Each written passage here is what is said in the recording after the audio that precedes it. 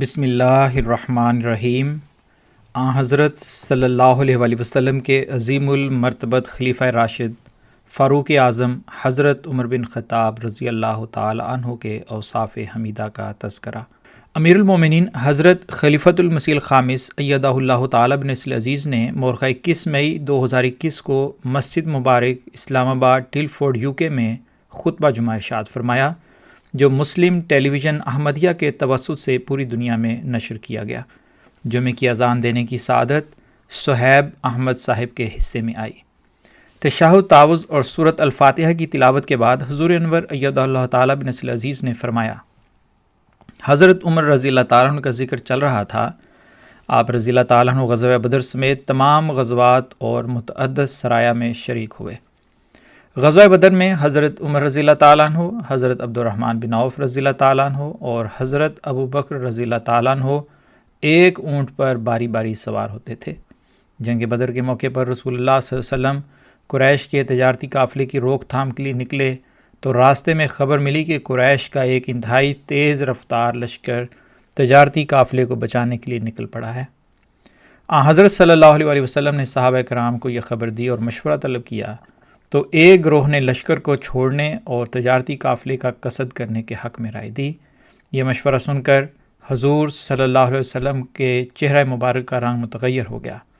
ایسے وقت میں حضرت ابو بکر رضی اللہ تعالیٰ عنہ، حضرت عمر رضی اللہ تعالیٰ عنہ اور حضرت مقداد رضی اللہ تعالیٰ عنہ نے انتہائی پر اثر تقاریر کیں اور ہر حال میں حضرت صلی اللہ علیہ وآلہ وسلم کا ساتھ دینے کا یقین دلایا۔ حضور انور نے غزوہ بدر کے قیدیوں سے متعلق صحیح مسلم میں منقول حضرت ابن عباس رضی اللہ تعالیٰ عنہ سے مروی ایک روایت پیش کی اور اسے مبہم قرار دیتے ہوئے فرمایا کہ حضرت مصلح موعود رضی اللہ تعالیٰ عنہ کا ایک غیر مطبوعہ تفسیری نوٹ ملا ہے جو ان روایات کی تردید کرتا ہے۔ آپ رضی اللہ تعالیٰ عنہ فرماتے ہیں کہ اسلام سے پہلے عرب میں رواج تھا اور دنیا کے بعض حصوں میں اب تک چلا آتا ہے کہ اگر جنگ اور لڑائی نہ بھی ہو تب بھی قیدی پکڑ کر انہیں غلام بنا لیتے تھے۔ یہ آیت سورۃ انفال 68 اس کبیر رسم کو منسوخ کرتی ہے۔ کہتے ہیں جنگ بدر کے موقع پر مسلمانوں نے کچھ قیدی پکڑ لیے تو حضرت صلی اللہ علیہ وآلہ وسلم نے صحابہ سے مشورہ طلب کیا۔ حضرت عمر رضی اللہ تعالیٰ عنہ کی رائے تھی کہ ان کو قتل کر دینا چاہیے، جبکہ حضرت ابو بکر رضی اللہ تعالیٰ عنہ نے رائے دی کہ انہیں فدیہ لے کر چھوڑ دیا جائے۔ حضرت صلی اللہ علیہ وآلہ وسلم نے ابو بکر رضی اللہ تعالیٰ عنہ کی رائے کو پسند فرمایا اور فدیہ لے کر قیدیوں کو چھوڑ دیا۔ جب یہ آیت نازل ہوئی تو تبری کی تفسیر کے مطابق گویا خدا نے حضرت صلی اللہ علیہ وآلہ وسلم کے فعل کو ناپسند فرمایا، مگر یہ تفسیر غلط ہے۔ اول تو اس وقت تک خدا نے ایسا کوئی حکم نازل نہیں کیا تھا۔ دوم، اس سے پہلے نخلا کے مقام پر حضرت صلی اللہ علیہ وآلہ وسلم 2 آدمیوں سے فدیہ لے کر انہیں چھوڑ چکے تھے۔ سوم یہ کہ صرف 2 آیتوں بعد خدا مسلمانوں کو اجازت دیتا ہے کہ مال غنیمت سے جو کچھ تمہیں ملے اس کو کھاؤ، وہ حلال اور طیب ہے۔ پس یہ تفسیر ہی غلط ہے اور صحیح تفسیر یہی ہے کہ اس آیت میں ایک عام اصول مقرر فرما دیا ہے کہ قیدی اسی صورت میں پکڑے جا سکتے ہیں جب باقاعدہ جنگ ہو۔ حضرت عمر رضی اللہ تعالیٰ عنہ کی صاحبزادی حضرت حفصہ رضی اللہ تعالیٰ عنہ کے خاوند جنگ بدر میں شریک ہوئے اور بدر کے بعد بیمار ہو کر وفات پا گئے۔ اس وقت حضرت حفصہ رضی اللہ تعالیٰ عنہ کی عمر 20 سال سے زائد تھی، چنانچہ حضرت عمر رضی اللہ تعالیٰ عنہ نے حضرت عثمان رضی اللہ تعالیٰ عنہ اور پھر حضرت ابو بکر رضی اللہ تعالیٰ عنہ سے حضرت حفصہ رضی اللہ تعالیٰ عنہ سے نکاح کر لینے کے متعلق بات کی۔ جب دونوں کی طرف سے اس معاملے پر خاموشی اور مثبت جواب نہ ملا تو عمر رضی اللہ تعالیٰ عنہ کو بہت ملال ہوا۔ آپ رضی اللہ تعالیٰ عنہ حضور صلی اللہ علیہ وسلم کی خدمت میں حاضر ہوئے۔ حضرت صلی اللہ علیہ وسلم نے فرمایا کہ عمر فکر نہ کرو، خدا کو منظور ہوا تو حفصہ کو عثمان و ابو بکر رضی اللہ عنہم سے بہتر خاوند اور عثمان رضی اللہ تعالیٰ عنہ کو حفصہ سے بہتر بیوی ملے گی۔ حضرت مرزا بشیر احمد صاحب فرماتے ہیں کہ یہ آپ صلی اللہ علیہ وسلم نے اس لیے فرمایا کہ آپ صلی اللہ علیہ وسلم حفصہ سے شادی کر لینے اور اپنی لڑکی ام کلثوم رضی اللہ تعالیٰ عنہ کو حضرت عثمان رضی اللہ تعالیٰ عنہ سے بیاہ دینے کا ارادہ کر چکے تھے، جس سے حضرت ابو بکر رضی اللہ تعالیٰ عنہ اور حضرت عثمان رضی اللہ تعالیٰ عنہ دونوں کو اطلاع تھی اور اسی لیے انہوں نے حضرت عمر رضی اللہ تعالیٰ عنہ کی تجویز کو ٹال دیا تھا۔ جب حضرت صلی اللہ علیہ وسلم نے خود اپنی طرف سے حضرت حفصہ کے لیے پیغام بھیجا تو حضرت عمر رضی اللہ تعالیٰ عنہ نے نہایت خوشی سے رشتہ قبول کیا اور شعبان 3 ہجری میں حضرت حفصہ رضی اللہ تعالی عنہا حضرت صلی اللہ علیہ وسلم کے نکاح میں آ کر حرم نبوی صلی اللہ علیہ وسلم میں داخل ہو گئیں۔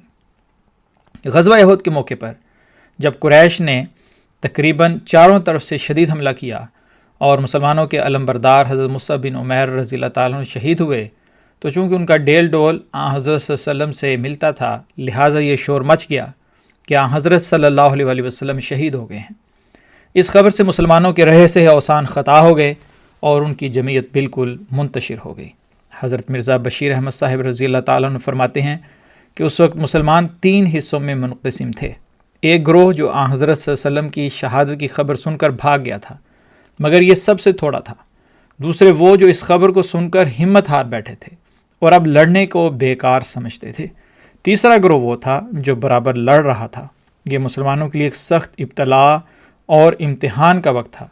چنانچہ حضرت عمر رضی اللہ تعالیٰ عنہ بھی انہی لوگوں میں سے تھے جو مایوس ہو کر ایک طرف بیٹھ گئے۔ ان لوگوں کو جوں حضرت صلی اللہ علیہ وسلم کے زندہ موجود ہونے کا پتہ لگتا، یہ دیوانوں کی طرح لڑتے بھڑتے آپ صلی اللہ علیہ وسلم کے ارد گرد جمع ہوتے جاتے تھے۔ جب حضرت صلی اللہ علیہ وسلم اپنے چند صحابہ کے ساتھ پہاڑ کی گھاٹی پر پہنچے تو کفار کے گروہ نے گھاٹی پر حملہ کر دیا۔ حضور صلی اللہ علیہ وسلم نے اس وقت دعا کی کہ اے اللہ یہ لوگ ہمارے پاس نہ پہنچ سکیں۔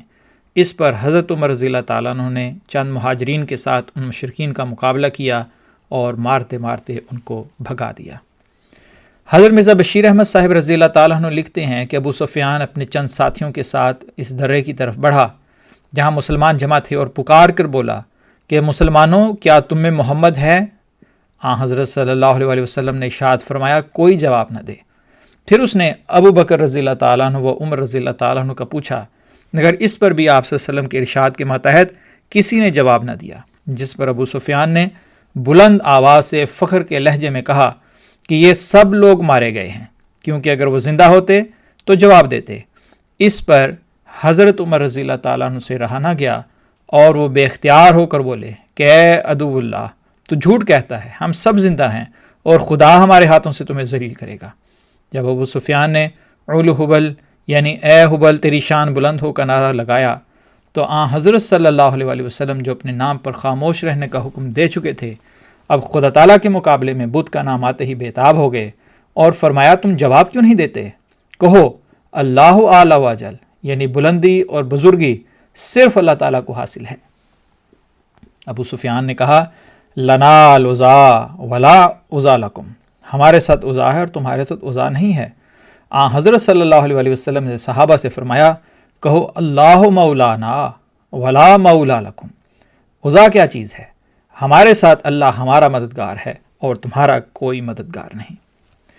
جب رسول اللہ صلی اللہ علیہ وسلم غزوہ احد کے بعد مدینے پہنچے تو منافقین اور یہود خوشیاں منانے لگے کہ محمد صلی اللہ علیہ وسلم بادشاہت کے طلبگار ہیں اور آج تک کسی نبی نے اتنا نقصان نہیں اٹھایا جتنا انہوں نے اٹھایا۔ حضرت عمر رضی اللہ تعالیٰ عنہ نے رسول اللہ صلی اللہ علیہ وسلم سے ان منافقین کے قتل کی اجازت چاہی، لیکن آپ صلی اللہ علیہ وسلم نے فرمایا کہ مجھے کلمہ گو کے قتل سے منع کیا گیا ہے۔ حضرت عمر رضی اللہ تعالیٰ عنہ کا ذکر آئندہ جاری رہنے کا ارشاد فرمانے کے بعد حضور انور نے مظلوم فلسطینی عوام کے لیے ایک بار پھر دعا کی تحریک کی۔ فرمایا گو جنگ بندی ہو گئی ہے، لیکن تاریخ بتاتی ہے کہ کچھ عرصے بعد کسی نہ کسی بہانے سے دشمن ان مظلوم فلسطینیوں کو ظلم کا نشانہ بناتے رہتے ہیں۔ اللہ تعالیٰ رحم فرمائے اور فلسطینیوں کو بھی حقیقی آزادی میسر آئے۔ اللہ تعالیٰ انہیں ایسے لیڈر عطا فرمائے جن میں عقل و فراست ہو۔ اسی طرح احمدیوں کے لیے جو ظلم کا نشانہ بن رہے ہیں، خاص طور پر پاکستان میں، ان کے لیے بہت دعا کریں۔ اللہ تعالیٰ انہیں اپنی حفاظت میں رکھے۔